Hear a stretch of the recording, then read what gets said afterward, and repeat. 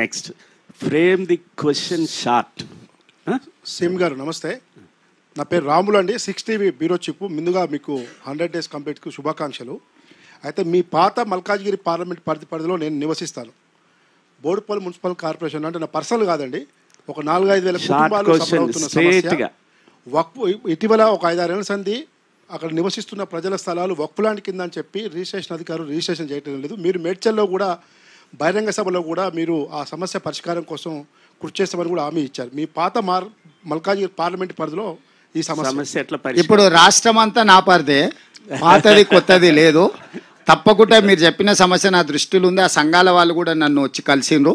దాన్ని తప్పకుండా పరిష్కరిస్తాం. సంబంధిత అధికారులకు దాని మీద నివేదికలు తెప్పించి దానికి అవసరమైన చర్యలు అక్కడ ఉండే బాధితులకు లాభం చేకూర్చే విధంగా నిర్ణయం తీసుకుంటాం. సార్ నమస్తే, నా పేరు ఫజల్ అండి, తెలుగు వన్ స్పెషల్ కరెస్పాండెంట్ని. సార్ దుబాయ్లో పనిచేస్తున్న గల్ఫ్ బిడ్డల సంక్షేమం కోసం కనీసం మీ ప్రభుత్వం అయినా పట్టించుకుంటుందా? వెల్ఫేర్ బోర్డు కనుక వెల్ఫేర్ బోర్డు వస్తే సార్, ఇప్పుడు దుబాయ్లో లేటెస్ట్ డెవలప్మెంట్ ఏంటంటే ఏడాదికి ఒక 1700 రూపాయలు మన ఇండియన్ కరెన్సీ కడితే అనుకోని పరిస్థితుల్లో ఏదైనా దుర్ఘటన జరిగి చనిపోతే 17 లక్షల రూపాయలు ఇచ్చే స్కీమ్ కూడా ఉంది. మీరు కనుక ఒక కార్పొరేషన్ ఏర్పాటు చేస్తే చాలా బెనిఫిట్ ఆ రకంగా అవుతుంది. ఈ విదేశాలలో ఉన్న నాట్ ఓన్లీ గల్ఫ్ కార్మికులు, ఇతర ప్రాంతాల్లో ఉన్న వాళ్ళకు కూడా ఒక వెల్ఫేర్ బోర్డు పెట్టాలని నిర్ణయం తీసుకున్నాం. దాని మీద క్యాబినెట్లో కూడా చర్చించినాం, విధి విధానాలకు ఆదేశించినాము. విధి విధానాలు ఎలక్షన్ కోడ్ పూర్తి అయితేనే తీసుకొచ్చి వాళ్ళకు శాశ్వతంగా ఆ సమస్యకు పరిష్కారం, ఈవెన్ ఈ దళారుల వ్యవస్థను కూడా పూర్తిగా తొలగించడానికి ప్రభుత్వమే వివిధ దేశాలలో ఉద్యోగ ఉపాధి అవకాశాలను ప్రభుత్వమే తెప్పించి ఇక్కడ వెళ్ళాలనుకుంటున్న వాళ్ళని కూడా నమోదు చేయించి వాళ్ళకు అవసరమైన తర్ఫీద్ అంటే ఒక శిక్షణ లాంటిది ఇచ్చి ఎక్కడికి వెళ్ళాలి, ఏ దేశము ఎట్లుండాలి అనేది కూడా దానికి ఒక మొత్తం వ్యవస్థని శాశ్వతంగా ఏర్పాటు చేయాలని ప్రభుత్వం చర్చించింది. తొందరలోనే ఒక మంచి పాలసీతోనూ ముందుకు వస్తాం. తప్పకుండా ఇట్లాంటి దళారుల వ్యవస్థ అంటే మోసం చేసే వాళ్లకు ఏజెంట్ ఉండాలనుకున్న ప్రభుత్వం దగ్గర నమోదు చేయించుకోవాలి. ఏజెంట్లను నిషేధించం. ఏజెంట్లు చట్ట పరిధిలో పనిచేయాలి. వాళ్ళందరూ కూడా ప్రభుత్వం దగ్గర నమోదు చేయించుకోవాలి. అఫీషియల్ ఏజెంట్ ఉన్నాడు అనుకో, అతను ఏం చేస్తుండో మనం పర్యవేక్షించవచ్చు.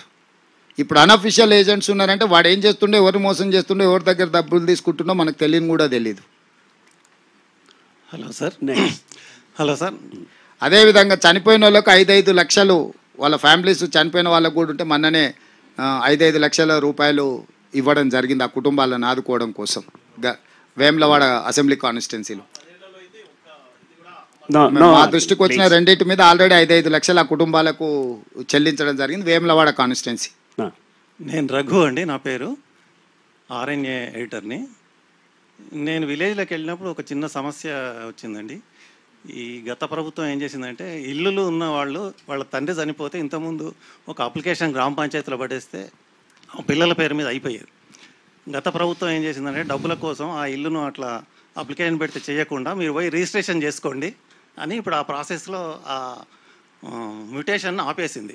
దాన్ని ఏమైనా పునరుద్ధరిస్తారు అంటే దాన్ని పునరుద్ధరించడం అని కాదు, కానీ ధరణి కమిటీ చేసినాం. ఈ సమస్యలన్నిటిని కూడా తీసుకొని వాళ్ళు ఇచ్చే సూచనతోని ఎలాంటి ఇబ్బంది లేకుండా, బాధితులకు నష్టం జరగకుండా, ఇబ్బంది కలగకుండా మా ప్రభుత్వం నిర్ణయం తీసుకుంటుంది. సార్ నేను వంశీ, డెక్కన్ క్రానికల్. సార్ ఈ కాళేశ్వరం ఇరిగేషన్ ప్రాజెక్ట్కి సంబంధించి కాంట్రాక్ట్ కంపెనీస్ మెగా కానీ L&T కానీ అఫ్ఘాన్ కానీ వాళ్ళు పొరపాటు వాళ్ళే కడతారని చెప్పి ఒక పక్క చెప్తూ మళ్ళీ వాళ్ళ రిపేర్కి అయ్యి కాస్ట్ అంతటిని గవర్నమెంటే మళ్ళీ భరించేటట్టుగా కూడా ఫైల్ కదులుతుందని చెప్పి అదొక ఆరోపణ సార్. రెండోది రెస్టోరేషన్ ఆఫ్ ద ప్రాజెక్ట్స్కి సంబంధించి ఫార్మర్స్కి ఏమన్నా ఇష్యూరెన్స్ అంటే రెస్టోరేషన్ ఆఫ్ ద ప్రాజెక్ట్ కానీ లేకపోతే కన్సర్న్ ఏజెన్సీస్ ఎవరైతే కంపెనీస్ ఉన్నాయో వాళ్ళ మీద చర్యలు కానీ ఇప్పుడు NDSAను ఆల్రెడీ అపాయింట్ చేసినాం, అంటే సాంకేతికపరమైన నివేదిక కోసం. ఇంకా other procedural lapses or other violations ఏమైనా ఉంటే జ్యుడిషియల్ ఎంక్వైరీకి ఆర్డర్ చేసినాం. ఏది కూడా సంబంధిత నిపుణులు ఇచ్చే నివేదికల మీద మా ప్రభుత్వం చర్యలు ఉంటాయి. మేమే అనుకొని మేమే 80,000 పుస్తకాలు చదివినాం, మాకు అన్నీ తెలుసని మాత్రం మా ప్రభుత్వం నిర్ణయాలు చెయ్యదు.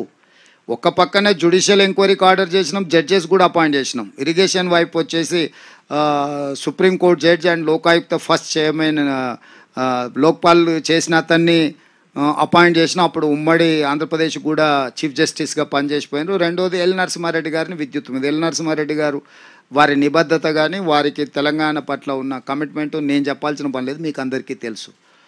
అదేవిధంగా టెక్నికల్గా constitutional body NDSA, national dam safety authority ఏదైతుందో కేంద్ర ప్రభుత్వం పెట్టిన సాంకేతికపరమైన వ్యవస్థ, వాళ్ళని ఆల్రెడీ ఇచ్చినాం, వాళ్ళు విజిట్ చేసారు, వాళ్ళు నివేదికలు తయారు చేస్తారు. వాళ్ళిద్దరు నుంచి ఒకటేమో చర్యలు తీసుకునేదాన్ని, రెండవదేమో నిర్మాణము, నిర్వహణ, అదేవిధంగా ప్లానింగ్.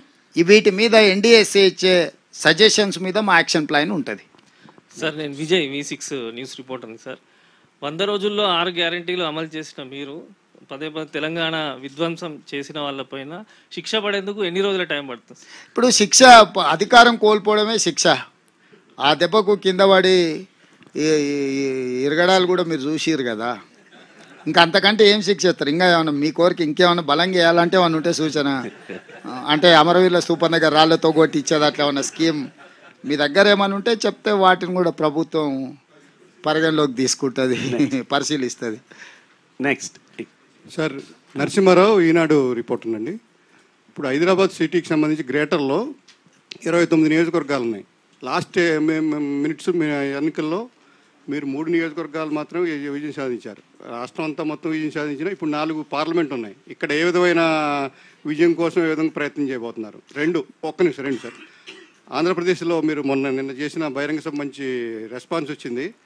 ఇదే కంటిన్యూ చేస్తారు అక్కడ ఎన్నికల ప్రచారం? మొదటిది ఎన్నికలకు ఎన్నికల వ్యూహం ఉంటుంది, ఎత్తుగడ ఉంటుంది. అవన్నీ బహిరంగంగా చెప్తే అది వ్యూహం కాదు, ఎత్తుగడ కాదు. సో ఈ 4 సీట్లు ఎట్లా గెలవాలనో, తెలంగాణలో 14 సీట్లు ఎట్లా గెలవాలనో మాకు ఒక ప్రణాళిక ఉన్నది. ప్రణాళికబద్ధంగా ఎన్నికలను ఎదుర్కొంటాం.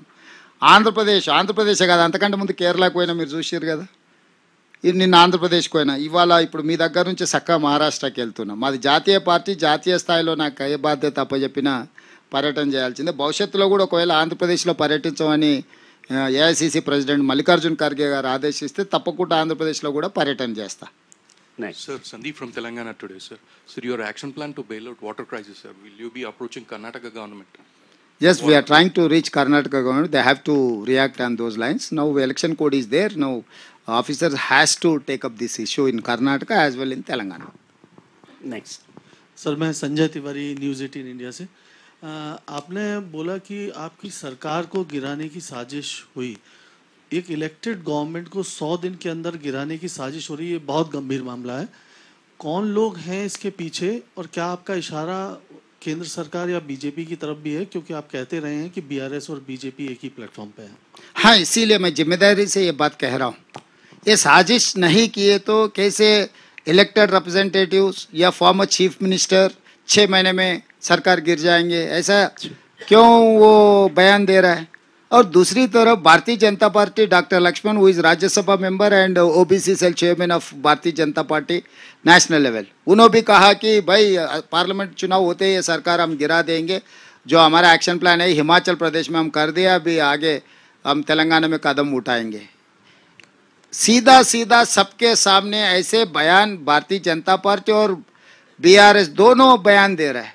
इसका मतलब इनका ने 39 है, उनका ने 8 लोग है, 2 मिलाए तो भी सरकार बनाने का मौका नहीं है।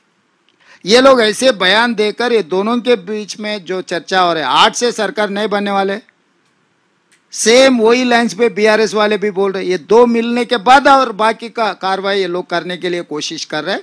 इसीलिए ऐसे बयानों को मुंह तोड़ जवाब देने के लिए हमारे कहने भी पूरा तैयार, माल मसाला पूरा तैयार है। जब जरूरी है तब मैं वो भी काम करके दिखाऊंगा।